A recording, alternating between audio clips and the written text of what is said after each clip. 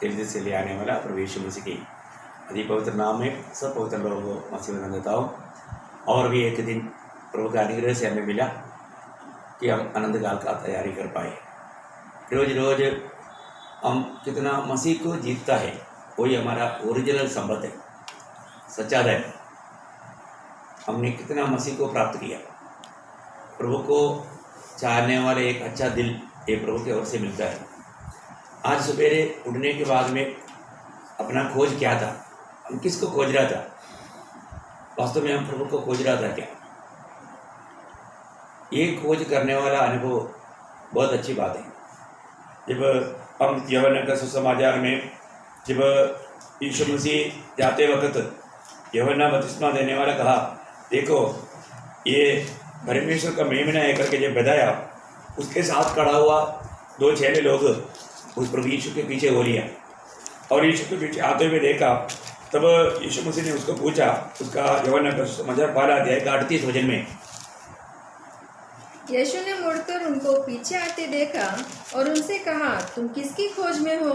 उन्होंने उससे कहा, हे रब्बी अर्थात हे गुरु, तू कहाँ रहता है? उसने उनसे कहा, चलो तो देख लोगे। तब उन्होंने जाकर उसके रहने का स्थान देखा और उस दिन उसके साथ रहे।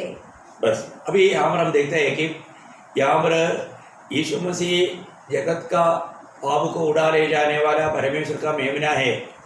ये सच्चाई जब जाना, प्रभु हमारा यूहन्ना बपतिस्मा देने वाला का चेलों में से 2 चेला यीशु मसीह के पीछे हो लिया। और यीशु मसीह के पीछे आते वक्त यीशु मसीह ने जब उनको देखा तो उन्होंने पूछा, तुम क्या ढूंढ रहे? तब वो लोग बोलता है कि गुरु आप कहाँ रहता है? देखिए रबी आप कहाँ रहता है? तो वो मैं वो पहाड़ के उस साइड में रहता है, ऐसे नहीं बोला, आकर देखो, आकर देखो। देखो प्रभु का उत्तर कैसा है, आकर देखो। तो फिर उन्होंने क्या किया, उनके साथ गया। उसके आगे तरफ पढ़ना। उन दिनों में से जो यूहन्ना की बात सुनकर यीशु के पीछे हो लिए थे, एक शिमोन पतरस का भाई अंद्रयास था। नो उसका नहीं। उसने उनसे कहा, चलो तो देख लोगे। तब उन्होंने जाकर उसके रहने का स्थान देखा और उस दिन उसके साथ रहे। उस दिन उसके साथ रहे, ये बड़ी बात है। उस दिन उनके साथ रहा। यीशु मसीह के साथ एक रात को रहने के बाद में उन्होंने क्या पाया? जब उसमें से एक व्यक्ति आंद्रयास था, आंद्रयास जब अपने भाई को जब मिलता है, उन्होंने क्या गवाही दिया? उसको 41 बने। उसने पहले अपने सगे भाई शिमोन से मिलकर उससे कहा, हमको ख्रिस्त अर्थात मसीह मिल गया। वो उसे यीशु के पास लाया। यीशु ने उस पर दृष्टि करके कहा, बस बस बस बस मानो बहुत बड़ी बात है हमारे जीवन में।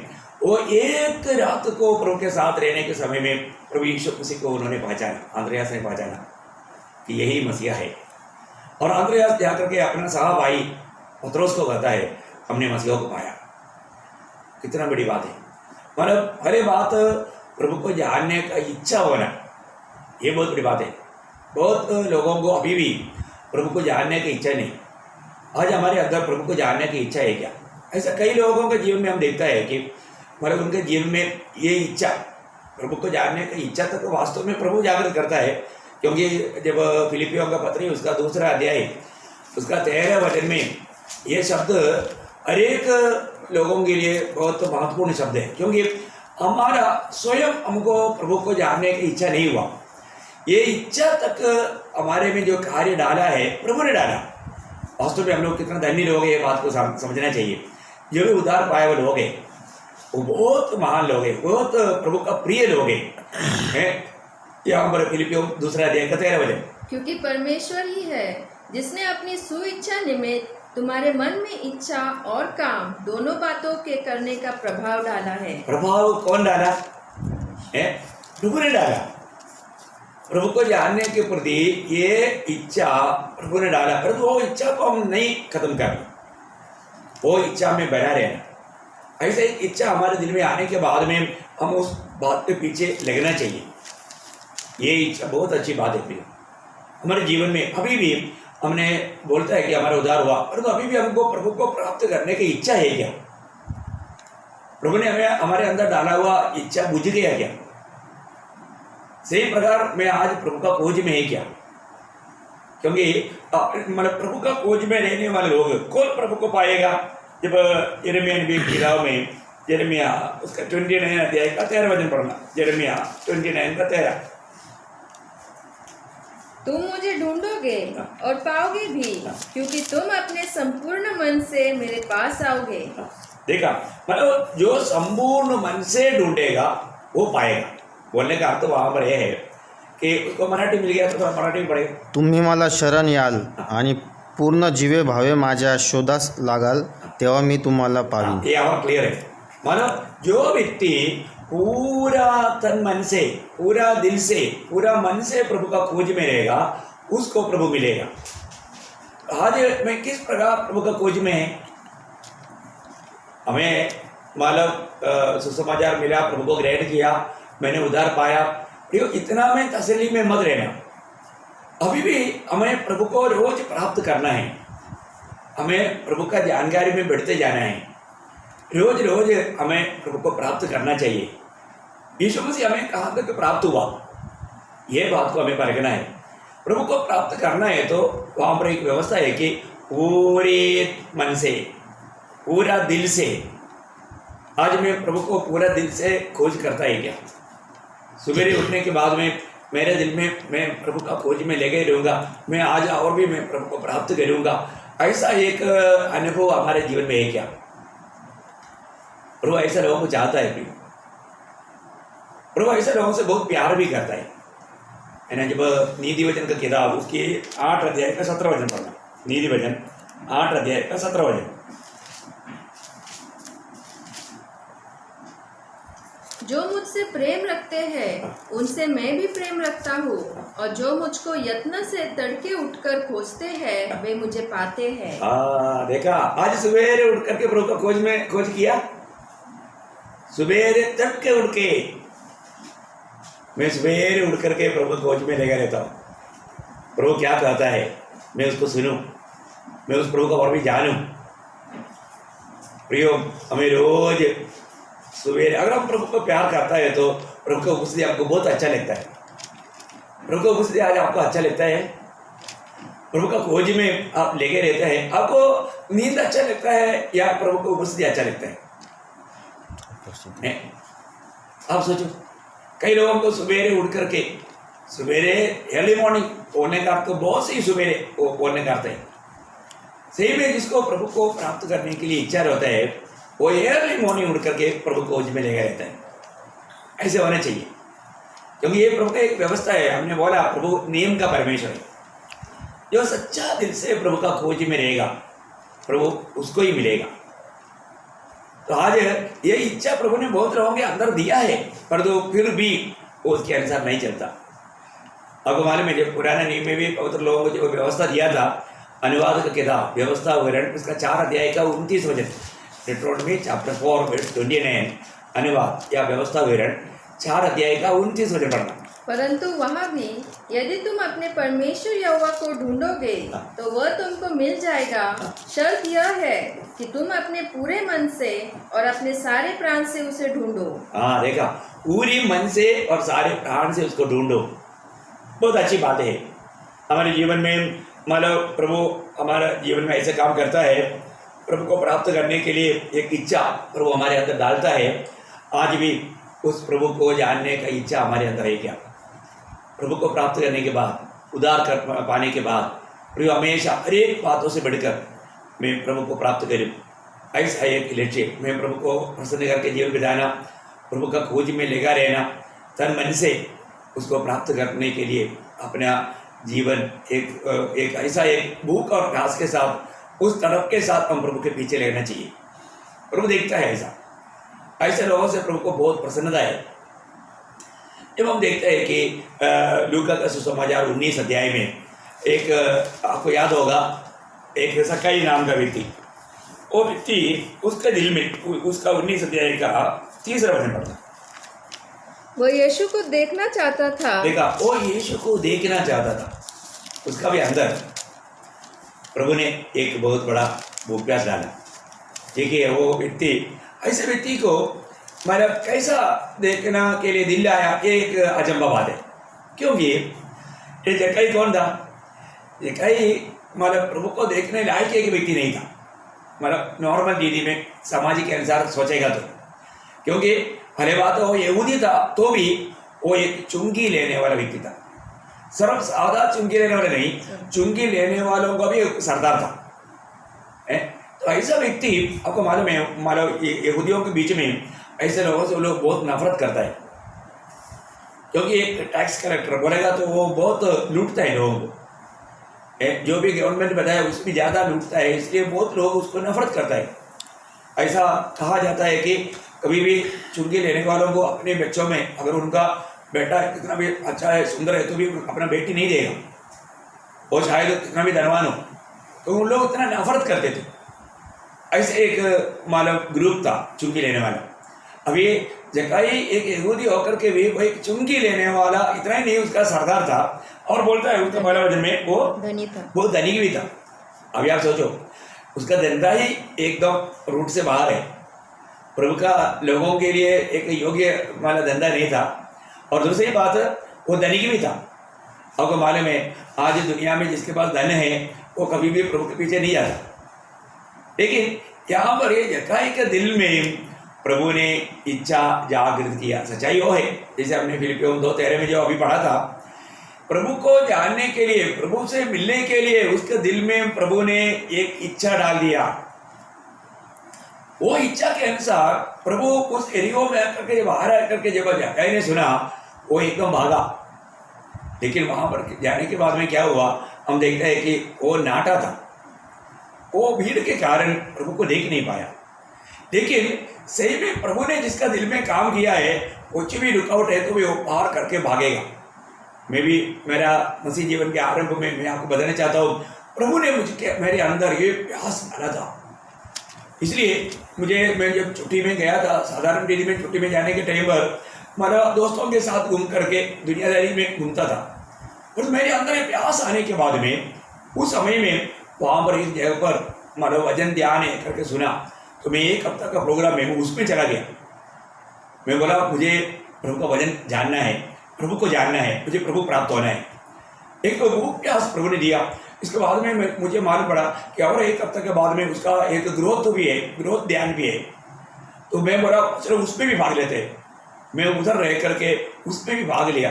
भाग ले बाहर आया तो मेरे अंदर और भी हमारे प्रभु के प्रति तड़प बढ़ते गया। प्रभु का वचन का प्रकाश में आगे बढ़ने के लिए, प्रभु को प्राप्त करने के लिए मेरा तड़प बढ़ते गया। मैं छुट्टी काट करके जब मैं वापस सिक्किम में पहुंचा, प्रभु ने मेरा और ऐसे एक व्यक्ति से मुझे मिलाया जो कि एक सच्चा प्रभु का जन था।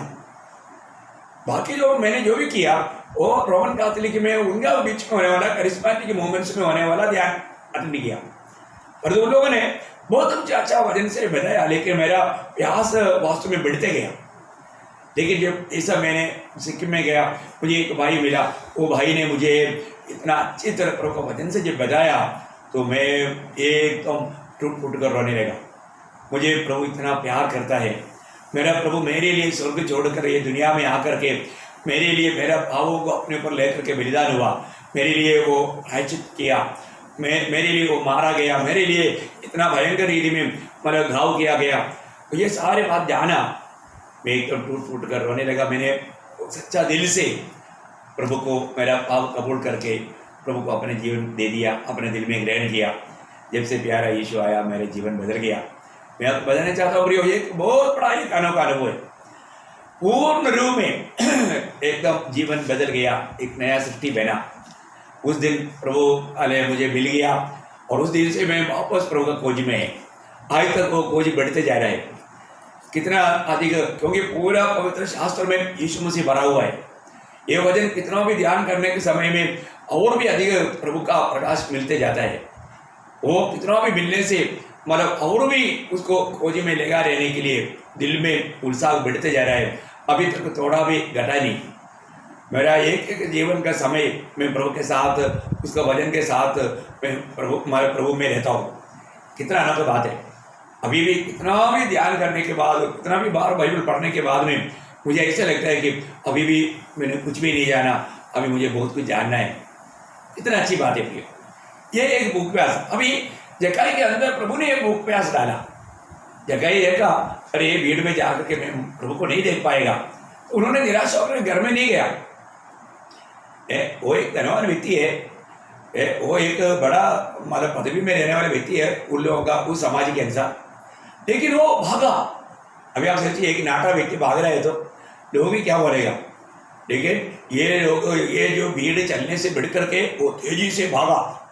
भागते भागते भागते हम देखते हैं कि वह रोड साइड में एक जा करके, शायद मुझे ऐसा लगता है कहीं वो मतलब मूड पार हो गया होगा, उनको मालूम पड़ा कि ये कौन सा मार्ग में जाएगा, तो आगे जा करके एक गुल्लर का पेड़ में चढ़ गया। अभी आप सोचो, ये जकाई नाटा आदमी जरूर वो कुर्सी पर बैठ कर काम करता है तो पेड़ू रहेगा, नाटा आदमी इस पेड़ू आदमी के गुल्लर के पेड़ पर चढ़ेगा तो वो कैसे रहेगा, वो कितने बार नीचे मतलब गिर गया होगा। फिर भी उसका जो आशा, उसका जो उत्साह उसको वहां पर पहुंचाया, प्रभु ने जरूर मदद किया होगा पक्का। जैसा दावीद ने पत्थर फेंका, गोलियत मतलब पीछे गिरना चाहिए, माथे पर लगा, लेकिन हम देखते हैं कि गोलियत आगे गिरा क्योंकि प्रभु उसके साथ काम कर रहा था।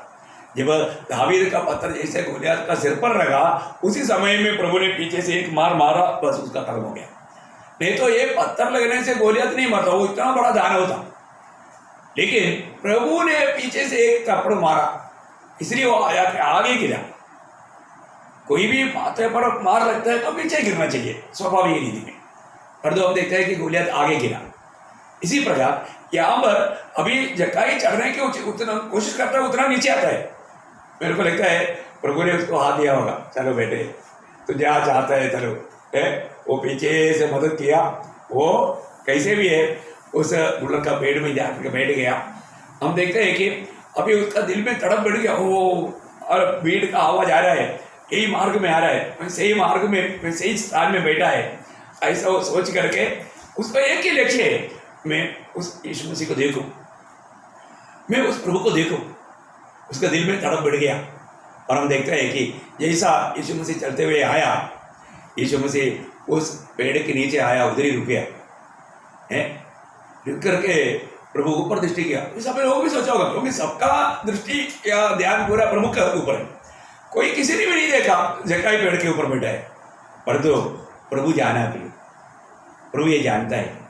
मैं एक बात आपको बताना चाहता हूँ, प्रभु से चिप करके हम कहीं भी चिप नहीं सकता।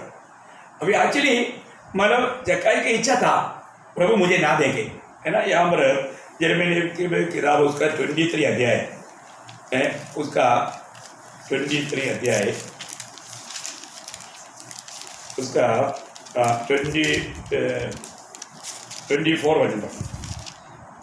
तो यहोवा की यह वाणी है, क्या कोई ऐसे गुप्त स्थानों में छिप सकता है कि मैं उसे न देख सकूं? देखा, मतलब ऐसे कोई गुप्त स्थान में रह सकता है क्या कि मैं नहीं देख सकूं? देखो बहुत बड़ी बात है ना, एक अनोखा बात है प्रिय। अभी भी प्रियो, अभी हम लोग कहीं भी अगर छिपना चाहेगा हम छिप नहीं पाएगा, है ना। एक ऐसा एक भजन संहिता में 139 में पढ़ता है, 139 भजन संहिता, उसका 7-8 वचन। मैं तेरे आत्मा से भागकर किधर जाऊं, या तेरे सामने से किधर भागूं? यदि मैं आकाश पर चढ़ूं तो तू वहाँ है, यदि मैं अपना बिछौना अधोलोक में बिछाऊं तो वहाँ भी तू है। हाँ, मतलब बोलने का मतलब कहीं भी जा करके हम प्रभु से छिप नहीं सकता। प्रियो, हमारा प्रभु हमें हमारे कहाँ पर भी है, हमें वो देखते रहता है। अभी इधर किसी को भी नहीं मालूम, लेकिन हम देखते हैं कि प्रभु ने उसको देख प्रभु उसको क्या बोलता है, उसको पढ़िए, हे जक्कई झट उतरा, झट उतरा हो। अभी देखो, अभी प्रभु तेरा नाम क्या है ऐसे पूछा क्या? नहीं प्रियो, जो हमारा माँ बाप ने हमको जो नाम डाला है वो नाम प्रभु जानता है। आमीन। प्रभु मुझको और आपको नाम से बुलाया है, नाम से पुकारा है, कोई शक नहीं। प्रभु आपको मुझको जो भी इसका उद्धार हुआ है, मैं आपको बोलता हूँ प्रभु ने एक दिन नाम लेकर हमें पुकारा। ये बहुत बड़ी बात है। अभी यहाँ पर प्रभु यीशु मसीह ने उसको नाम लेकर पुकारा, हे जक्काई तुम धीरे उतरा हो, ऐसे नहीं बोला, ए तुम गिरेगा खतरा है, ऐसे नहीं, जल्दी जल्दी। मैं आपको बताना चाहता हूँ, जक्काई को तो इतना खुशी हो गया होगा, अरे कैसा प्रभु ने मुझको जाना है। ये मैं हमारे यहूदियों के बीच में रहता है तो उन लोग भी मेरा नाम नहीं जानता, लेकिन ये प्रभु ने कैसे जाना, उसका दिल में क्या आया होगा ना। प्रियो, प्रभु हमारा नाम लेकर के हमें पुकारता है। इस आकाश विधान में करोड़ों करोड़ों तारा गण है, प्रभु सारे ताराओं को नाम लेकर पुकारता है। आप देखिए, हमारे जीवन में, हमारे ये शरीर में, हमारे सिर में इतना बाल है, कितना बाल है करके हम नहीं जानता, हमने कभी नहीं गिना, और वो गिनना एक असंभव बात है। पर जो प्रभु हमारा सिर का बाल को भी गिन कर रखा है, कौन सा दिन में कितना बाल गिरा वो भी प्रभु को मालूम, कहाँ कहाँ से गिरा ये भी प्रभु को मालूम। हमारे प्रभु का ज्ञान देखो प्रिय, हमारे प्रभु को अभी तक हमने क्या जाना। इसलिए जैसा प्रभु को जानेगा वही व्यक्ति एक प्रभु को प्रसन्न करने वाले जीवन बिता पाएगा। आज मैं प्रभु के लिए एक योग्य जीवन बिताना है, तो प्रभु को प्रसन्न करने वाले जीवन बिताना है, तो मुझे वो प्रभु का जानकारी चाहिए।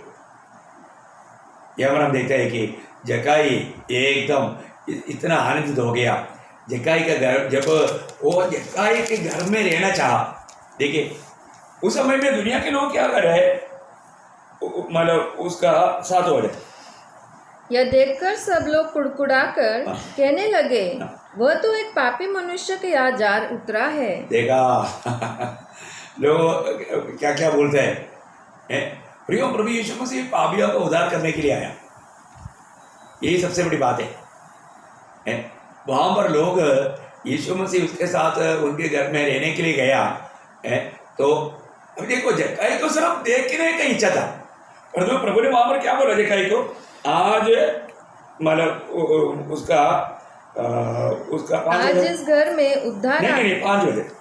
तब यीशु उस जगह पहुंचा तो ऊपर दृष्टि करके उससे कहा, हे जक्काई झट उतरा, क्योंकि आज मुझे तेरे घर में रहना आवश्यक है। देखा, आज मुझे तेरे घर में रहना आवश्यक है। आप सोचिए जक्काई का कितना खुशी हो गया होगा। जक्काई कितना भी आमंत्रण करेगा तो प्रभु उनका घर में आएगा करके सोच ही नहीं सकता। जक्काई के दिल में सिर्फ इतना आशा था कि कम से कम मैं प्रभु को तो देखूं, और जो प्रियो देखने के लिए नहीं, प्रभु उसके साथ रहने के लिए तैयार हो गया। मैं एक बात आपको बताना चाहता हूँ, आज अगर आपका दिल प्रभु के लिए अगर खोलेगा, प्रभु आपके साथ रहने के लिए तैयार है। प्रभु ये वाणी सुनने वाला हर एक लोगों को बोलता है कि देख, आज मैं तेरे जीवन में आना चाहता है, और एक दिन के लिए नहीं, हमेशा के लिए। क्या अपन अपना दिल प्रभु के लिए खोलेंगे? क्योंकि आपको याद है प्रकाशित वाक्य 3 अध्याय का 20 वचन में लिखा है कि देख मैं द्वार पर खड़ा हुआ खड़खड़ाता हूँ।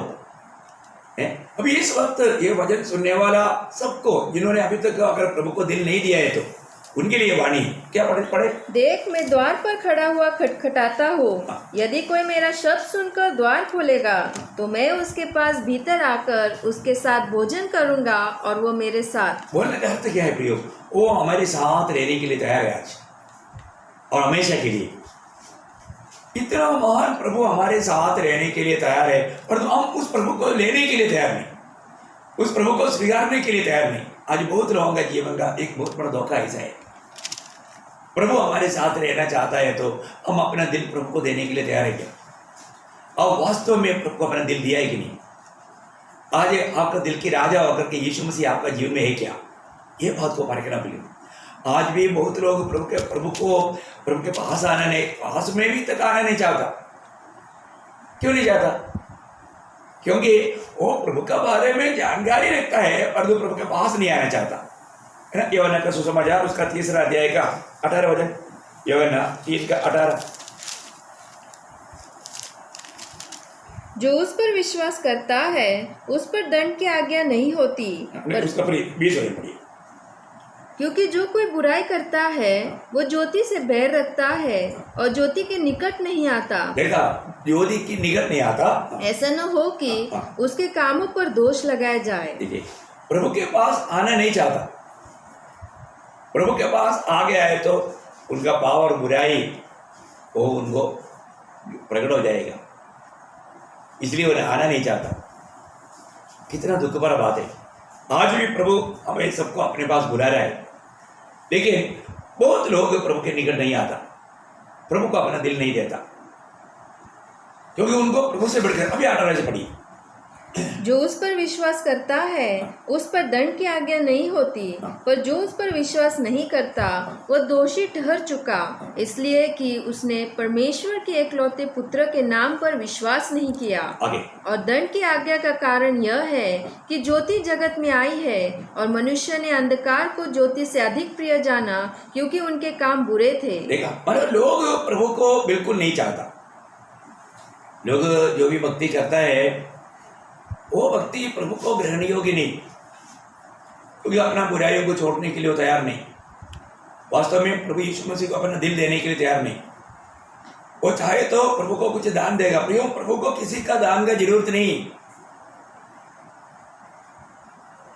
प्रभु को आपका दान का जरूरत नहीं, आपके पास जो भी है वो प्रभु का दिया हुआ है। प्रभु को आपका दान नहीं चाहिए, प्रभु को आप चाहिए। जब तक अपने जीवन प्रभु के हाथ में हम नहीं समर्पण करता, वो उस व्यक्ति के प्रति प्रभु को थोड़ा भी खुशी नहीं हुई। आज प्रभु हमें बुला रहा है, ये वाणी सुनने के समय में भी प्रभु हमको बुला रहा है कि वास्तव में हमने अपने जीवन प्रभु के हाथ में दिया है क्या, हमने अपने दिल में प्रभु को स्वीकारा है क्या। यीशु मसीह हमारे जीवन में आने का अर्थ मैंने आपको बताया कि यीशु मसीह हमारा प्रभु होकर के हमारे जीवन में आता है। हमारे जीवन का अभी चालक मालिक सब प्रभु है। मैंने कई बार आपको बताया कि एक बार अगर हम गाड़ी में ड्राइव करके जा रहे हैं और यीशु मसीह आकर हमें हाथ देगा तो हम क्या करना चाहिए? हम प्रभु को भी सेकंड सीट में बैठाना चाहिए, ऐसे नहीं। हम अपना ड्राइविंग सीट से उतरकर प्रभु को ड्राइविंग सीट में बैठाकर अपन मतलब जाकर के दूसरा जगह में बैठना चाहिए। आज बहुत लोगों ने अभी भी प्रभु को स्वीकारा, पर तो अभी तक ड्राइविंग सीट नहीं दिया, खुद को चला रहा है। वो बहुत बड़ा नुकसान की बात है। आज यीशु मसीह मेरे जीवन में आ गया है तो मेरा जीवन का चालक प्रभु यीशु मसीह होना चाहिए।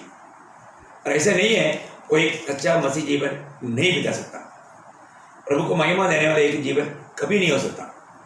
अभी आप देखिए, अभी जक्कई का जीवन में यीशु मसीह आ गया, यीशु मसीह आ गया तो अभी क्या हो गया? यीशु मसीह उस घर में आने के बाद में जक्कई ने एक दो बात कहा, ये प्रियो प्रभु एक व्यक्ति के जीवन में आने का बाद में होने वाला मतलब नयापन, वो जीवन बदल जाता है। जक्कई को यहाँ पर प्रभु ने कुछ बोला नहीं, तो ऐसे करो, कुछ बोला नहीं, लेकिन जक्कई वहां पर क्या बोलता है उसका जक्कई ने खड़े होकर प्रभु से कहा, हे प्रभु देख, मैं अपनी आधी संपत्ति कंगालों को देता हूँ, और यदि किसी का कुछ भी अन्याय करके ले लिया है तो उसे 4 गुना फेर देता हूँ। देखिए, एक बहुत बड़ा मतलब मन फिरावट का अनुभव, यह है सच्चा नया जन्म का अनुभव पाया हुआ व्यक्ति का जीवन की अवस्था। प्रियो, हमारे जीवन में जो भी पाप का मार्ग है उसको त्यागने के लिए वो व्यक्ति तैयार हो जाता है।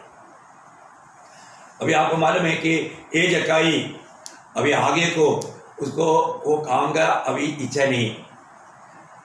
अभी वो बोलता है कि मैं मेरा आधा अभी तक उनका स्वामी कौन था? धन था, वो धन की सेवा कर रहा था, लेकिन अभी उसको एकदम उन्होंने बोलता है कि मेरा आधा संपत्ति में कंगालों को बांटते हैं। देखिए, उसको प्रभु का दिल मिला, वो कंगालों के प्रति वो तरस खाने लगा।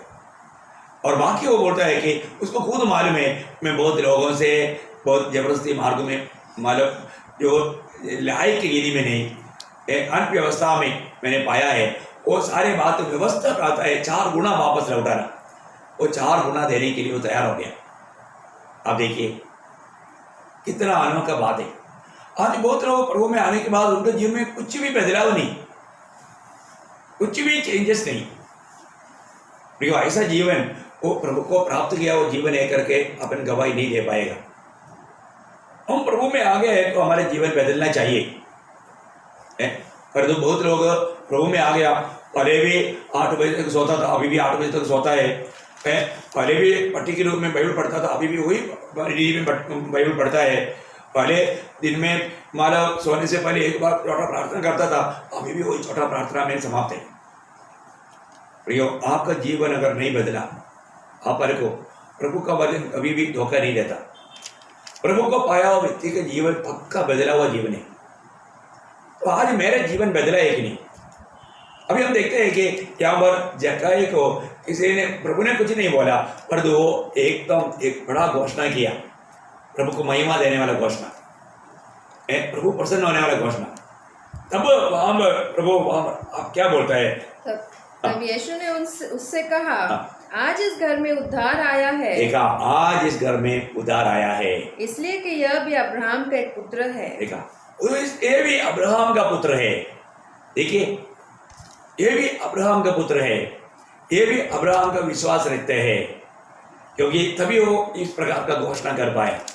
प्रियो, हमें इस बात को जानना है कि अब्राहम को दिया हुआ उस वायदा हमारे ऊपर पूरा होना है, तो अब्राहम का विश्वास हमें चाहिए। तो सबसे बड़ी बात, तो इसलिए फिर प्रभु क्या बोला उसका 10 वचन में, क्योंकि मनुष्य का पुत्र खोए हुओं को ढूंढने और उनका उद्धार करने आया है। देखिए, हम सभी लोग खो गया था प्रियो, हमारा अवस्था क्या था? हम लोग कहाँ पर थे? हम प्रभु के साथ नहीं थे, है ना। हम लोग वास्तव में एक प्रकार भटक रहा था। यशायाह नबी में लिखा है, यशायाह नबी की किताब उसका 53 अध्याय उसका 6 वचन पढ़ना, यशायाह 53 का 6। ओ प्रभु यीशु, देखिए हमारा पुराना अवस्था को आप जानिए। हम तो सबके सब भेड़ों के समान, देखो, हम तो सबके सब कुत्तों के समान नहीं, बिल्ली के समान नहीं, भेड़ों के समान। आप देखिए, आपको मालूम है कुत्ता बिल्ली कैसे भी अगर भटक जाता है तो फिर वापस आएगा बराबर, और तो भेड़ का एक खूबी क्या है, और वो भटक जाता है तो वो कभी भी वापस अपने आप नहीं आ सकता। वो इतना एक दुर्बल एक जीवी है। हम किस प्रकार भटक गया था? भेड़ों के समान। हम लोग अपने सभी लोग ना पूरा पढ़िए, भेड़ों के समान भटक गए थे। हम में से हर एक ने अपना अपना मार्ग लिया। देखो, हमने हर एक ने अपने अपना मार्ग लिया। आज ये दुनिया में कितना भी जो धर्म है वो सब मनुष्य का प्रभु को पाने का मार्ग है। पर तो मनुष्य जितना ढूंढते गया उतना प्रभु से दूर होते गया, क्योंकि वो मानव भटका हुआ उस भेड़ कभी भी अपने आप अपने चरवाह के पास नहीं आ सकता। ये एक बड़ा बात है। इसलिए प्रभु हमें ढूंढ कर आया। प्रियो, प्रभु ने हमें ढूंढ कर आया। प्रभु ने बोला, मैं खोए हुओं को ढूंढने के लिए आया है। हम लोग खो गया था, हम लोग भी प्रभु का एक भेड़ था, हम खो गया था। आज हमने प्रभु का वाणी को पहचाना। देखिए, आज बहुत लोग प्रभु वाणी देता है वो नहीं सुनता। क्यों नहीं सुनता? प्रभु की नहीं है ना। जब यूहन्ना का सुसमाचार में 10 अध्याय उसका 27 वचन, यूहन्ना 10 अध्याय का 27, मेरी भेड़ें मेरा शब्द सुनती है, मैं उन्हें जानता हूँ और वे मेरे पीछे पीछे चलती है। देखा, वो मेरे पीछे पीछे चलती है, मैं उसको जानता हूँ। मेरी भेड़ें मेरी वाणी सुनता है। आज आप प्रभु का वाणियों को सुन पा रहे हैं कि नहीं? प्रभु का वाणी सुनने के लिए आपका कान वो ध्यान दे रहा है कि नहीं? आप देखिए प्रियो, कितना अनोखा बात है। अभी जक्कई ने जब प्रभु को अपना घर में स्वीकारा तो उसको क्या मिला? उद्धार मिला। सबसे पहले बात है, जो भी प्रभु को अपना जीवन में स्वीकारता है उसको पाप क्षमा मिलता है। कितना बड़ा आनंद की बात है प्रिय।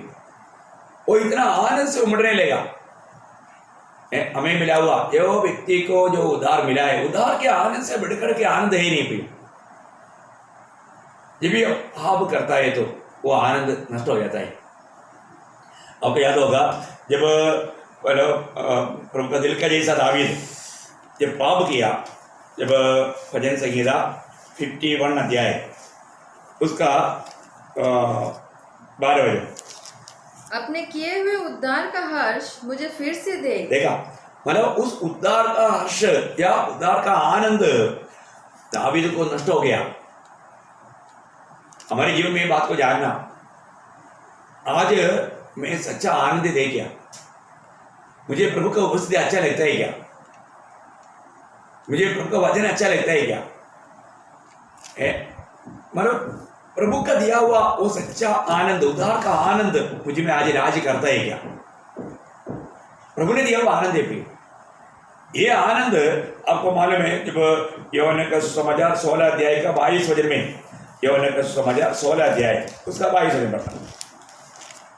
उसी प्रकार तुम्हें भी अब तो शोक है, परंतु मैं तुमसे फिर मिलूंगा और तुम्हारे मन आनंद से भर जाएंगे और तुम्हारा आनंद कोई तुमसे छीन न लेगा। देखा, तुम्हारा आनंद कोई तुमसे छीन नहीं लेगा, है? तुम्हारा आनंद कोई तुमसे छीन नहीं लेगा। देखो, बहुत बड़ी बात है। क्यों? ये आनंद प्रभु का आनंद है प्रियो। उसका 15 अध्याय का 11 वचन पढ़ना, उसका 15 अध्याय का 11 वचन। मैंने ये बातें तुमसे इसलिए कही है कि मेरा आनंद तुम में बना रहे। देखा, मेरा आनंद तुम में बना रहे और तुम्हारा आनंद पूरा हो जाए। कितना सुंदर बात है। प्रभु का आनंद हमारे में रहना है। प्रभु ने हमें दिया हुआ आनंद एकदम अतुल्य आनंद है। ये उद्धार के आनंद से बढ़कर के एक आनंद है ही नहीं। जब भजन संगीता 4 अध्याय का 7 वचन, भजन संगीता 4 अध्याय का 7 वचन पढ़ना। तूने मेरे मन में उससे कई अधिक आनंद, उसे कई अधिक आनंद भर दिया है जो उनको अन्न और दाखमधु की बढ़ती से होता था। बोलने का अर्थ क्या है प्रियो?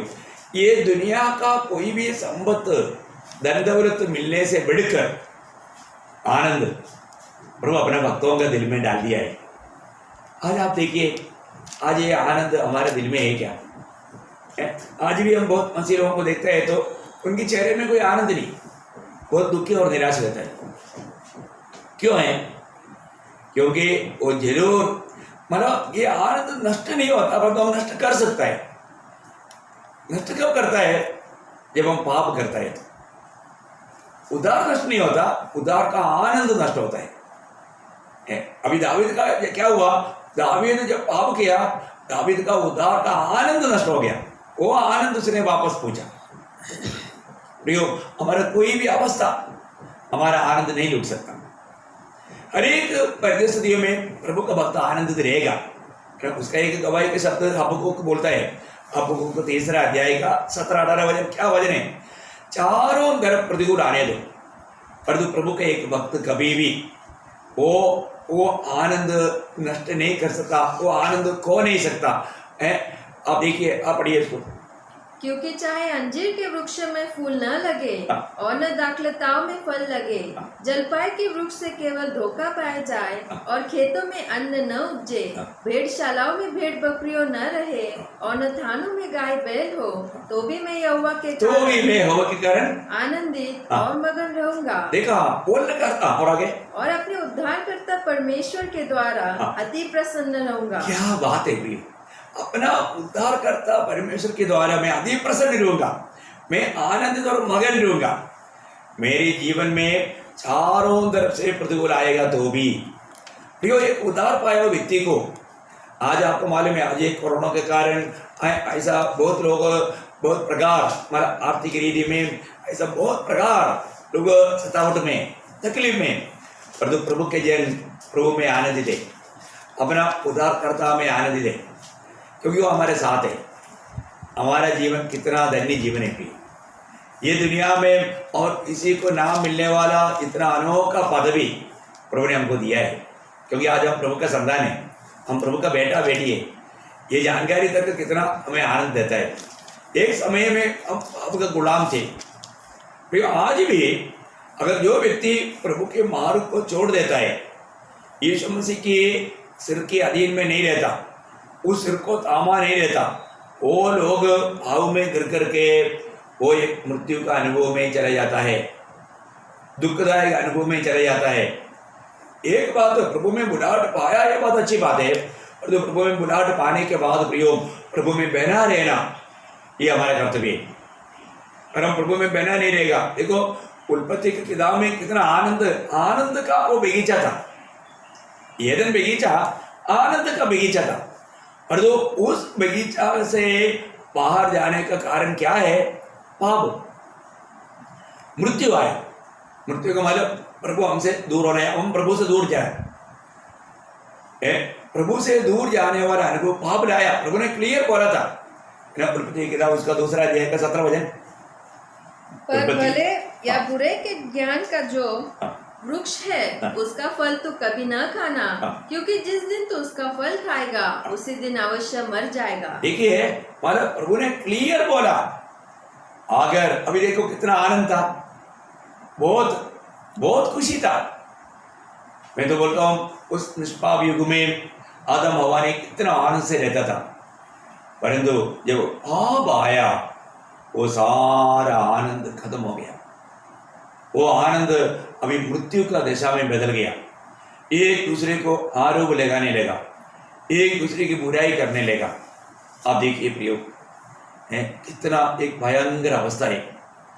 पाप हमेशा हमारा वो सच्चा आनंद को जो हमारा प्रभु ने हमें दिया है, जो कि हमारा प्रभु ने नहीं लिया और तो हमने खो दिया, हमने खो दिया। वहां पर पाप जो अवस्था लाया, आज भी मैं आपको बताना चाहता हूँ, आज भी बहुत प्रभु का लोगों की अवस्था, उनके चेहरे देखने पर भी मालूम पड़ता है, क्योंकि दिल का दर्पण है चेहरा, आपको मालूम है। तो ये चेहरे में आनंदित नहीं है। क्यों नहीं आनंदित है? क्योंकि वो कहीं ना कहीं पापों में गिर गया।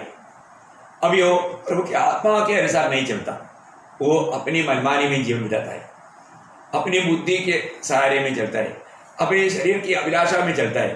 प्रिय, वो व्यक्ति का जीवन भी मृत्यु के अनुभव है। अभी एक बात जानना, जब रोमियो का पत्री 8 अध्याय है, उसका 13 वचन खास वचन है, थोड़ा ध्यान से पढ़ना उसको। रोमियो 8 अध्याय उसका 13 वचन। क्योंकि यदि तुम शरीर के अनुसार हाँ। दिन काटोगे हाँ। तो मरोगे, हाँ। यदि आत्मा से देह की क्रियाओं को मारोगे तो जीवित रहोगे। देखिए, अभी मतलब मेरा इसमें निश्चय मरेगा ऐसा एक शब्द भी है, हिंदी में नहीं आया, शायद मराठी में है क्या? हमारा रोमियो 8 का 13। कारण जर तुम्ही देहा स्वभावाप्रमाणे जगलात तर तुम्ही मरणार आहात। मरना रहा। ओके, तो मतलब मलयालम में लिखा है तुम निश्चय मरेगा, निश्चय मरेगा, मतलब कोई संदेह ही नहीं है। देखिए, प्रभु ने हमें शरीर के अनुसार चलने के लिए नहीं बुलाया प्रिय, हमें प्रभु की आत्मा के अनुसार चलने के लिए बुलाया। प्रभु ने हमें अपना आत्मा इसलिए दिया हम प्रभु की आत्मा के अनुसार चले। और तो प्रभु में आने के बाद में भी अभी भी हम शरीर में चलते हैं तो हम पुराने जीवन में चला गया, क्योंकि उस समय में हम शरीर के अनुसार चलते थे, वो स्वाभाविक जीवन बिताते थे, वो जीवन प्रभु को प्रसन्न करने वाला जीवन नहीं। क्योंकि एक जब हमारा रोमियो 8 अध्याय उसका 8 वचन, और जो शारीरिक दशा में है, देखा, जो शारीरिक दिशा में है वे परमेश्वर को प्रसन्न नहीं कर सकते। देखा, वो प्रभु को प्रसन्न नहीं कर सकता। शारीरिक दिशा देखो, प्रभु में आने के बाद में भी इस दिशा में लोग गिर सकता है, क्योंकि वो प्रभु की आत्मा का अगुवाई नहीं लेता, वो प्रभु की आत्मा की अगुवाई में नहीं चलता। प्रिय, ऐसा व्यक्ति प्रभु को प्रसन्न नहीं कर सकता। हमने प्रभु की आत्मा पाया है तो आत्मा के अनुसार चलना चाहिए। इवन इस प्रकार शरीर के अनुसार चलने वाले व्यक्ति का अनेक चिंतन कार्य सब शारीरिक रहेगा, है ना। उसका 6 वचन का 8 वचन का 6 वचन पढ़ना, शरीर पर मन लगाना तो मृत्यु है। देखिए, शरीर पर मन लगाना ही मृत्यु है। आप देखो, आज कितने लोग प्रभु में आने के बाद में इस प्रकार का जीवन बिताता है। प्रयोग, ये एक सच्चा जीवन है क्या? प्रभु में आने के बाद में हम प्रभु की इच्छा जानने में, उस इच्छा में चलने के लिए हमें उत्साही होना चाहिए। प्रभु की इच्छा पूरा करना है तो हमें आत्मा के अनुसार चलना ही पड़ेगा, हमें अपने आप आत्मा का अधीन करना पड़ेगा। क्योंकि जब गलातियों का पत्र ही उसका 5 अध्याय उसकी 16 वचन पढ़ना, गलातियों 5 अध्याय का 16 वचन। पर मैं कहता हूँ, आत्मा के अनुसार चलो तो तुम शरीर की लालसा किसी रीति से पूरी न करोगे। देखिए, अगर हमें इस शरीर के ऊपर, हम आज भी शरीर में रहता है परंतु हमें शरीर के अनुसार नहीं चलना है। शरीर जो भी बोलेगा लोग वो काम करते रहते हैं। ये हमारे लिए एक बड़ा धोखा है। प्रयोग ये शरीर में कुछ भी भलाई नहीं रहता, वो प्रभु का खिलाफ का काम करता है ना। आपको हमेशा मैं बताना चाहता हूँ, हमारा दुश्मन कौन कौन है? एक शरीर शैतान। और एक दुनिया और एक शैतान, ये तीनों हमारा दुश्मन है। इसका मतलब अपन इस शरीर की इच्छा के अनुसार चलना चाहते हैं, इसका मतलब हम प्रभु का दुश्मन बन के चलता है। हमने अपने शरीर को सूली पर चढ़ाया हुआ अनुभव हमें पाना बहुत जरूरी बात है। हम ये शरीर में चलता फिरता है, पर तो हम शरीर के अनुसार नहीं चलना प्रिय। ये शरीर के द्वारा कई प्रकार का गलतियों में हम गिरने का बहुत खतरा रहता है। प्रेषित पौलुस कहा हुआ मतलब विजय पाने के लिए पहला कोरिन्थी 9 अध्याय का 27 वचन आपको याद होगा। मैं प्रचार करने के बाद में मैं कहीं फिसल ना जाने के लिए ये शरीर क्या करता, शरीर मुझको धोखा देता है, इसलिए मैं क्या करता हूँ, शरीर को मारता हुआ कूटता हुआ अधीन करता है बोलते हैं। प्रभु की आत्मा के सामर्थ्य में पढ़िए उसको। परंतु मैं अपनी देह को मारता कूटता और वश में लाता हूँ, ऐसा न हो कि औरों को प्रचार करके मैं आप ही किसी रीति से निकम्मा ठहरूं। देखिए, अगर हम इस शरीर को आत्मा का अधीन नहीं करता, जरूर ये शरीर मानव आत्मा को भी गुलाम बना देगा। हमें शरीर को आत्मा का गुलाम करना है, शरीर को उसका अधीन करना है। लेकिन हम देखते हैं कि कई बार लोग शरीर जो बोलते हैं, अभी आज सुबह उठने के टाइम आप सोचो, शरीर बोला मत तोड़ो, है ना। हम प्रभु का खोज में है, प्रभु का खोज करने वाला क्या करेगा करके हमने पढ़ा था नीति वचन 8:17 में है। वो अर्ली मॉर्निंग हमको जगाता है ना। वापस पढ़िए उसको 8:17, नीति वचन 8:17। इतना अनोखा वचन है प्रियो। आप वचनों को याद करो। ये वचन क्या कहता है, वही आत्मा कहता है, क्योंकि वचन आत्मा और जीवन है।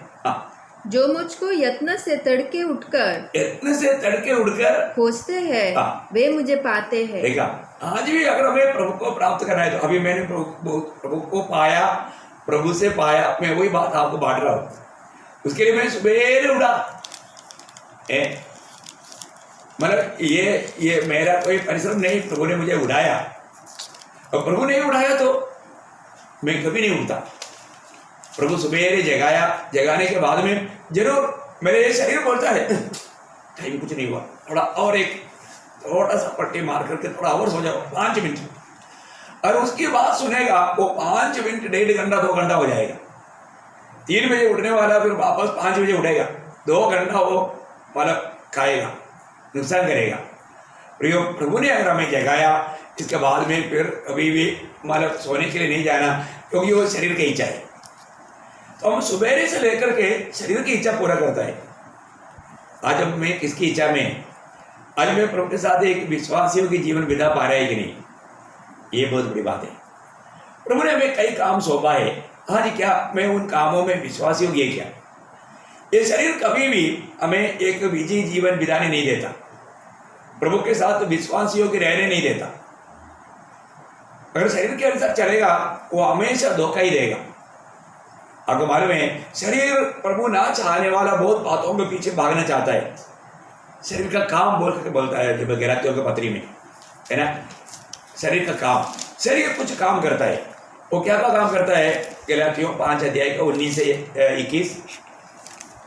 शरीर के काम तो प्रकट है, अर्थात व्यभिचार, गंदे काम, लुचपन, मूर्ति पूजा, टोना, बैर, झगड़ा, ईर्ष्या, क्रोध, विरोध, फूट, विधर्म, डाहा, मतवालापन, लीला क्रीड़ा और इनके जैसे और काम है। इनके विषय में तुमसे पहले ही कह देता हूँ, जैसा पहले कह भी चुका हूँ कि ऐसे ऐसे काम करने वाले परमेश्वर के राज्य के वारिस न होंगे। देखिए, प्रभु में आने के बाद में यहाँ पर जो बताया हुआ बहुत से शारीरिक कामों में चलने वाला प्रभु के लोग है।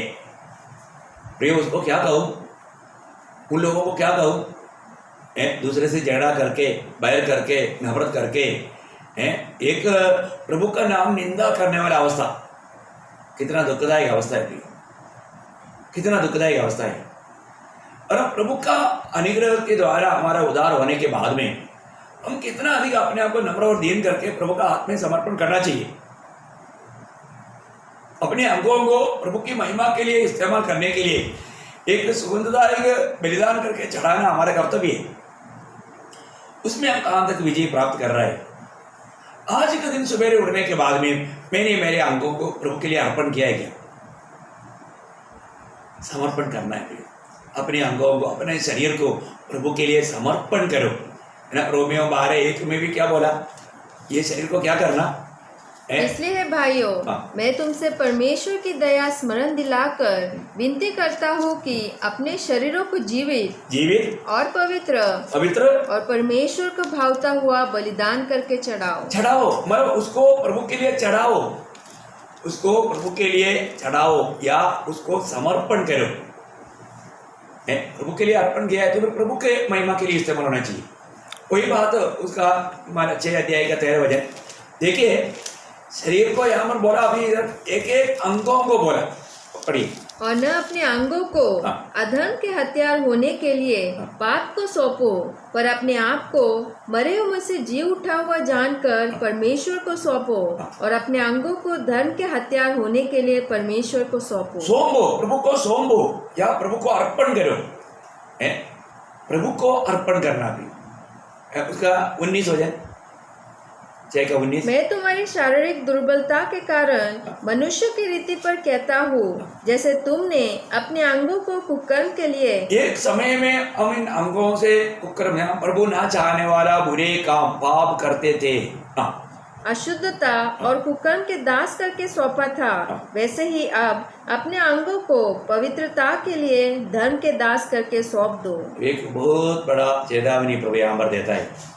आज हमारे जीवन में हम आज रोज ये अर्पण रोज हमें करना है जब तक हम दुनिया में इस शरीर में जीवित हैं। आज भी मैंने मेरे अंगों को प्रभु तेरी महिमा के लिए आप इस्तेमाल करने के लिए मैं अर्पण करता हूँ बोल के अर्पण किया है क्या? अर्पण किया है तो फिर प्रभु इस्तेमाल करेगा, और जो अर्पण नहीं किया है तो फिर आप खुद इस्तेमाल करेगा, वहाँ पर धोखा खाएगा। तो आज इसलिए बोलता है जो शरीर के अनुसार चलेगा वो निश्चय मरेगा, उसको मृत्यु का अनुभव हो जाएगा, वो प्रभु से दूर हो जाएगा, क्योंकि वो शरीर के अनुसार चलता है। तो इस बात में हमें विश्वास योग्य रहना है। प्रभु में आने के बाद एक बात मैं आपको बताना चाहता हूँ, आज भी लोग एक सच्चा विश्वासियों की जीवन नहीं बिताता है ना। जब नीति वचन लिखेगा उसका 20 अध्याय का 6 वचन पढ़ना, नीति वचन 20 अध्याय का 6 वचन देखो। आज भी इस विषय में प्रभु विश्वासियों के लोगों को ढूंढ रहे हैं।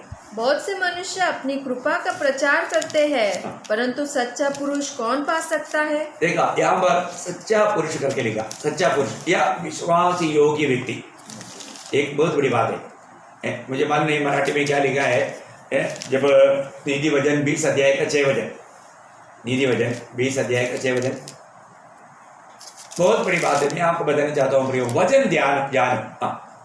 दयेचा आव घालणारे बहुत आहेत, पण भरवशाचा मनुष्य कोणास मिळतो? भरोसा का विश्वास योग्य, विश्वास योग्य मनुष्य प्रियो, विश्वास योग्य लोग नहीं मिलता।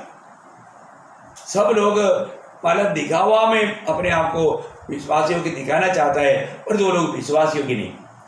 प्रभु को विश्वास योग्य लोगों का जरूरत है ना। यिर्मयाह नबी किताब उसका 5 अध्याय उसका पहला वचन और तीसरा वचन जरा पढ़ना। यिर्मयाह 5 अध्याय का पहला वचन और तीसरा वचन। यरूशलेम की सड़कों में इधर उधर दौड़कर देखो, उसके चौकों में ढूंढो, यदि कोई ऐसा मिल सके जो न्याय से काम करे और सच्चाई का खोजी हो, तो मैं उसका पाप क्षमा करूंगा। तीसरा वचन, हे यहोवा, क्या तेरी दृष्टि सच्चाई पर नहीं है? देखा, तेरा दृष्टि सच्चाई पर या विश्वास योग्य लोगों पर है। विश्वस्त लोग, सच्चा लोग भी हमारा अर्थ में बराबर हो सकता है, लेकिन मला आना चाहिए फेथफुल, विश्वास योग्य। मराठी में क्या आया? तीसरा वचन पढ़ना। हे परमेश्वरा, तुझे नेत्र सत्याकडे नाहीत काय? सत्याकडे लिखा। ओके, तो मला बोलने का अर्थ क्या है कि वो एक फेथफुल लोगों पर, विश्वास योग्य लोगों पर उसका दृष्टि है। आज मैं प्रभु के साथ विश्वास योग्य है क्या? आपको मालूम है, जब हम बपतिस्मा ले करके ऊपर पानी से ऊपर आता है, वहाँ पर प्रभु का दास दोनों हाथ सिर पर रख करके एक आशीर्वाद देता है। क्या आपको याद है? वो हमारे प्रकाशित वाक्य के 2 अध्याय का 10 वचन की आखिरी भाग है, रेवलेशन चैप्टर 2:10। मृत्यु तक विश्वास योग्य रहना तो जीवन का मुकुट पाएगा। मृत्यु तक विश्वास योग्य रहना। प्रियो, हमारे जीवन में हम आज देखो, आज बहुत लोग उद्धार पाने के बाद में, बपतिस्मा होने के बाद में कुछ दिन बहुत विश्वास योग्य है, संगति में विश्वास योग्य है, वचन पढ़ने में विश्वास योग्य है, प्रार्थना जीवन बिताने में विश्वास योग्य है, पवित्र जीवन बिताने में विश्वास योग्य है, और तो धीरे धीरे धीरे धीरे वो ठंडा हो जाता है, उसके जीवन में गिरावट होना शुरू हो जाता है। प्रियो, गिरना नहीं, रोज हमें एक विश्वास योग्य जीवन बिताना। विश्वास योग्य लोग प्रभु को भाता है। विश्वास योग्य रहना हमारा बहुत बड़ा जीवन का सबसे बड़ा जिम्मेवारी बात है ना। विश्वास योग्य लोग ही प्रभु के साथ रहेगा। 101 का 6 पढ़ना, भजन संहिता 101 का 6। Lord Jesus, thank you for. मेरी आंखें देश के विश्वास योग्य लोगों पर। हाँ, देखो यहाँ पर वो शब्द आया, मेरी आंखें देश के विश्वास योग्य लोगों पर लगी रहेगी कि वे मेरे संग रहे। देखा, प्रभु के संग वही लोग रह सकता है। प्रियो, इस छोटा सा जीवन में अगर हम विश्वास योग्य नहीं रहेगा तो प्रियो, प्रभु कभी भी अपने साथ हमको रह नहीं पाएगा। विश्वास योग्य लोग जरूर हमें दिया हुआ जिम्मेवारी बहुत उत्साह के साथ निभाएगा। प्रभु मुझे क्या काम सौंपा है, मुझको क्या क्या दिया है, वो सारे बातों में प्रभु के साथ विश्वास योग्य रहना। क्योंकि हम ये दुनिया में कुछ लेकर नहीं आए और ये दुनिया से हम कुछ लेकर नहीं जाएगा, परंतु हमारा कार्य हमारे साथ हो लेगा। हम अपने कामों में विश्वास योग्य रहना, मंडली में विश्वास योग्य रहना, घर में विश्वास योग्य रहना, ऑफिस में विश्वास योग्य रहना, हर एक के साथ विश्वास योग्य जीवन बिताना। हम प्रभु के साथ विश्वास योग्य रहना है।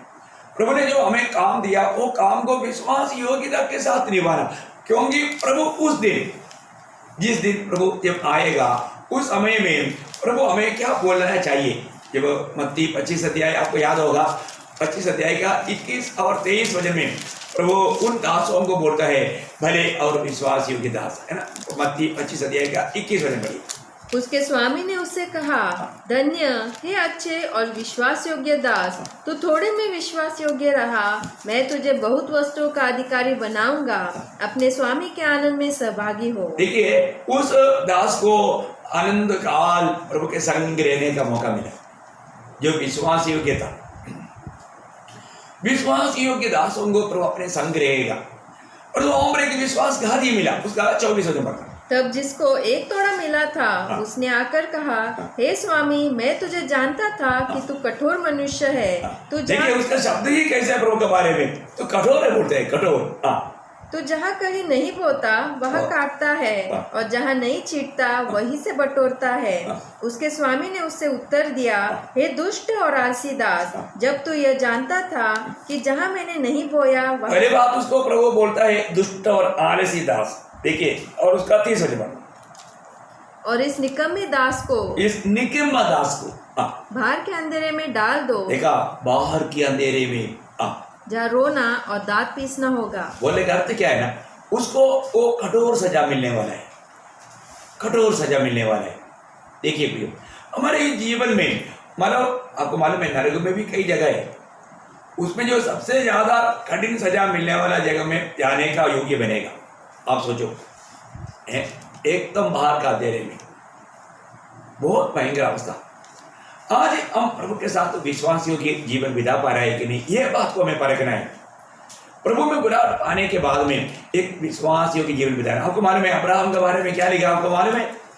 अब्राहम अपने जीवन में, ये नेहम्याह का किताब, उसकी 9 अध्याय का 7-8 वचन पढ़ना। नेहम्याह, देखो विश्वासियों का पिता अब्राहम का बारे में वचन क्या कहता है। नेहम्याह, इस तरह के बाद नेहम्याह वचन 17 से पहले, इस तरह से पहले नेहम्याह, उसका 9 अध्याय 7 और 8 वचन। तो प्रभु यीशु, हे यहोवा, तू वही परमेश्वर है जो अब्राहम को चुनकर कसदियों के उर नगर में से निकाल लाया और उसका नाम अब्राहम रखा, और उसके मन को अपने साथ सच्चा पाकर बोलेगा तो विश्वास योग्य पाकर। वहां पर भी लिखा है विश्वास योग्य पाकर उसे वाचा बांधी। देखा, विश्वास योग्य पाकर के उसके साथ वाचा बांधा। बहुत बड़ी बात है प्रियो।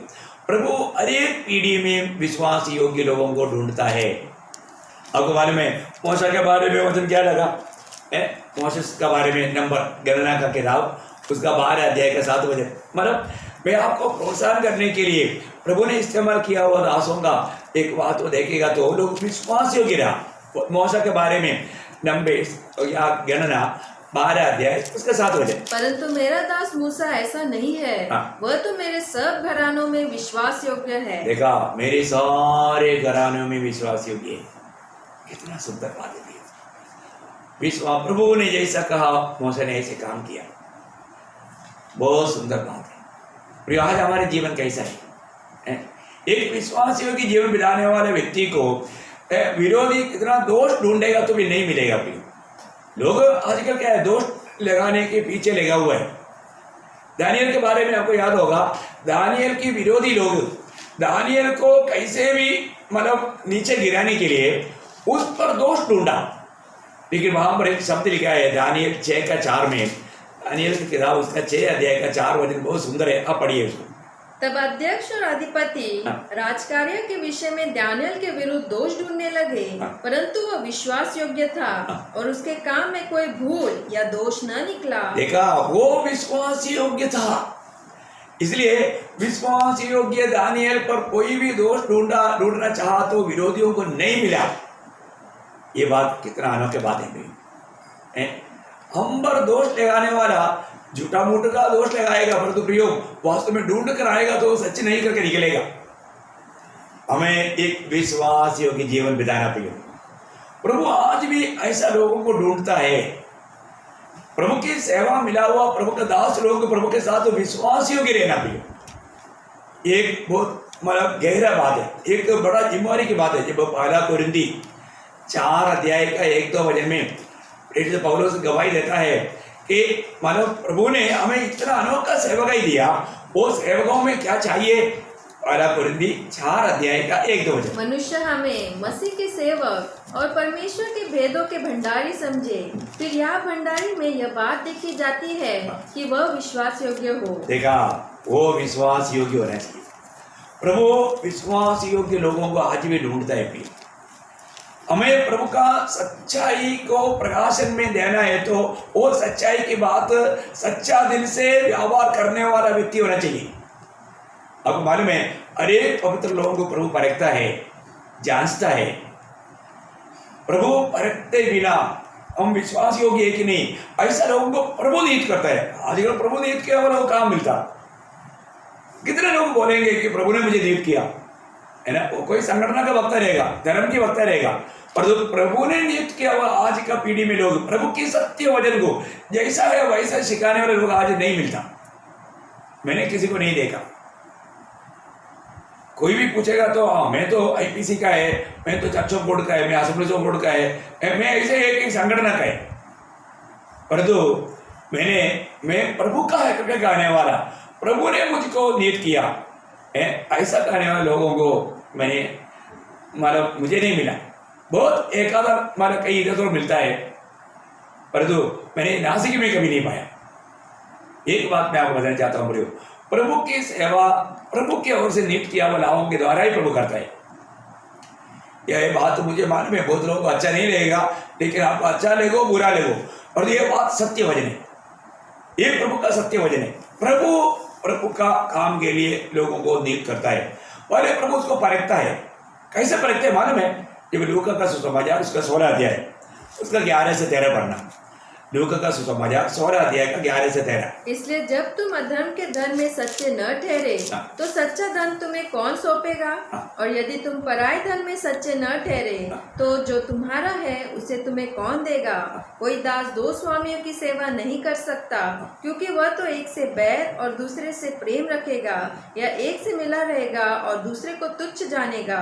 तुम परमेश्वर और धन दोनों की सेवा नहीं कर सकते। देखिए प्रियो, मैं एक बात आपको बताना चाहता हूँ। आज का इतना भी लोग सेवक लोग हैं, वो थोड़ा सेवा में आने के बाद वो अमेरिका जाने के चक्कर में है, अरब देश में जाने के चक्कर में क्या है उसका लक्ष्य पूरा धन है, धन, पैसा के पीछे, पैसा कमाना। प्रियो, मैं एक बात आपको बताना चाहता हूँ, मेरा भी जीवन में ऐसा परीक्षा आया, परंतु मैं कभी भी इधर उधर नहीं गया। मैं आज तक ये महाराष्ट्र या केरला ऐसा जगह में जो भजन सुनाया, इसके अलावा मौका होने पर भी नहीं गया, क्योंकि हमारा लक्ष्य ये धन नहीं, यीशु मसीह है। जो भी हमें मिले उनको मसीह को देना। प्रियो, मुझे इतना मालूम है, ये बात का फर्क प्रभु ने मेरे जीवन में अच्छी तरह मुझे करीब 14 साल परखा। ऐसा पौलुस को 10 साल परखा, परखने के बाद में प्रभु ने नियुक्त किया। प्रेषित पौलुस को 10 साल परखा। प्रभु में आने के बाद 10 साल परखने के बाद में प्रेरितों का काम 13 अध्याय का 2-3 वचन में हम देखते हैं, वहां पर प्रभु ने अपना काम के लिए अलग किया और प्रभु के आत्मा ने उसको भेजा। प्रभु भेजता है प्रियो। इसी प्रकार 14 साल मुझे प्रभु ने परखा, इसके बाद में प्रभु ने उसकी सेवा के लिए नियुक्त किया। मैं बहुत हिम्मत के साथ आपको ये बात बोल सकता हूँ प्रियो, आज तक मंडली को सत्य वचन सिखाया, प्रभु ने एक काम दिया। इसलिए प्रेषित पौलुस एक गवाही देता है 1 तीमुथी 1 अध्याय का 12 वचन में। 1 तीमुथी 1 अध्याय 12 वचन। मैं अपने प्रभु मसीह यीशु का, जिसने मुझे सामर्थ दी है, धन्यवाद करता हूँ कि उसने मुझे विश्वास योग्य समझकर, देखा वो प्रयोग, ध्यान देना प्रियो, उसने मुझे विश्वास योग्य जानकर अपनी सेवा के लिए ठहराया। अपनी सेवा के लिए ठहराया। प्रियो, प्रभु जिसको ठहराया वो विश्वास योग्य लोगों को ठहराया। प्रभु ने उनको परखा, प्रभु इसलिए उसका सच्चा धन दिया। आज मैं आपको बताना चाहता हूँ, ये जो बात आपके पास पहुंचा रहा है, ये हल्की बात नहीं है प्रियो, बहुत आत्मिक गहरी बातें हैं। ये साधारण लोग नहीं समझेगा, साधारण लोग ये हजम नहीं होगा, इसलिए वो लोग ऐसा वचन सुनना छोड़ देगा। प्रियो, अगर आपको मसीह के रूप बनना है तो, आप यीशु मसीह के जैसा बनना चाहता है तो आपको ये तगड़ा भोजन खाना जरूरी बात है। आप उस प्रभु का राज्य में रह करके प्रभु का शरीर का बांधगांव में विश्वास योग्य दास बनकर जीवन बिताना जरूरी बात है। प्रभु आज भी ऐसा लोगों को ढूंढ रहा है, एक भी मिलता नहीं प्रभु को। इस पीढ़ी बिल्कुल बिगड़ चुका है एकदम, इसलिए मैं आपको बोलना चाहता हूँ, ये अंतिम पीढ़ी है। और एक पीढ़ी प्रभु का काम के लिए विश्वास योग्य लोग निकलने वाला एक समय नहीं, क्योंकि इतना पापों में और दुनियादारी में लोग डूब चुके हैं। लोग जो भी है वो पूरा मतलब दुनिया को प्राप्त करने के पीछे भाग रहे हैं। कितना दुखदायक बात है। प्रभु में बुलाहट पाने के बाद आज मैं प्रभु में एक विश्वास योग्य जीवन बिता पा रहे हैं क्या? प्रभु अपनी महिमा के लिए हमें इस्तेमाल कर पा रहे हैं क्या? कई लोगों को इच्छा है लेकिन वो अपना स्वभाव बदलता नहीं, वो दुनिया के पीछे लगा हुआ है, दुनिया को प्राप्त करने के पीछे, धन के पीछे लगा हुआ है। प्रियो, ये धन एक स्वामी है, धन के पीछे लगना एक बहुत बड़ा धोखा है। प्रभु पक्का परखता है ये धन की बातों पर विश्वास योग्य है क्या। आज बहुत से लोगों का जीवन हम देखता है वो धन की बात पर विश्वास योग्य नहीं। प्रियो, ऐसे लोगों को प्रभु कभी भी प्रभु के काम के लिए इस्तेमाल नहीं करेगा। पहले प्रभु में परखता है, प्रभु में आने के बाद, उतार पाने के बाद प्रभु हर एक भक्तों को परखता है। प्रियो, ये वास्तव में मानव मेरे साथ विश्वास योग्य रहेगा कि नहीं, इसके पास सच्चा धन दे सकता है कि नहीं। प्रेषित पौलुस बोलता है, प्रभु ने मुझको परखा, प्रभु ने मुझको जांचा, मैं विश्वास योग्य जाना, उसने मुझे अपना सेवा के लिए नियुक्त किया। प्रियो, वही मेरा एक गवाही है। प्रभु ने मुझको जांचा, प्रभु ने विश्वास योग्य जान करके उसकी सेवा में नियुक्त किया। आज तक प्रभु का सत्य वचन को, पत्य वचन को जैसा प्रभु से पाया वैसा मंडली को दिया।